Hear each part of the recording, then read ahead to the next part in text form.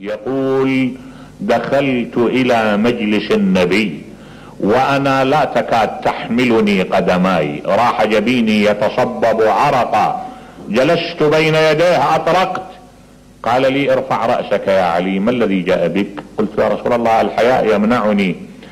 قال: قل ما عندك. يقول: جعلت اذكر مواقفي بين يديه، دفاعي في سبيل الله، جهادي دون المسلمين. التفت اليه قال: يا علي انت في نظري اكبر من هذا، اذا عندك شيء اكبر احكي، هذا اللي تحكيه مو جديد علي، انا اعرف من انت، قل ما عندك، لعلك جئتني خاطبا مني فاطمة. قلت: بلى والله يا رسول الله، الله ورسوله بحالي اعلم.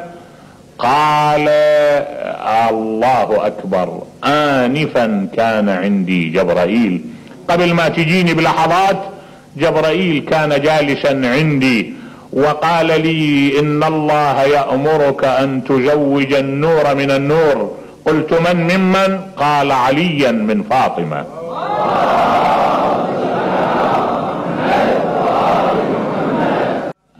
انعم النبي لعن بالقبول. يقول علي: قمت وانا لا تكاد تحملني قدماي من الفرح.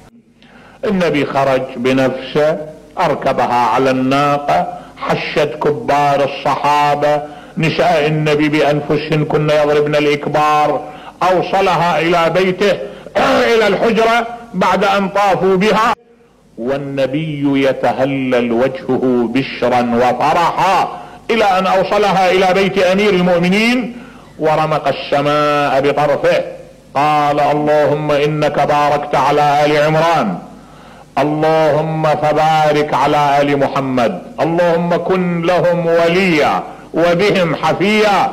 ثم قال: اللهم هذه ابنتي، هذه ابنتي واحب الناس الي، وهذا اخي واعز الناس علي، اللهم اخرج منهما النسل الطاهر. ثم ودعهما النبي بتمتمة من شفاهه وبدعاء حار وبأمنية ان يخرج الله منهما النسل الطاهر، وكر النبي راجعا وكأنه وضع الامانة في مكانها.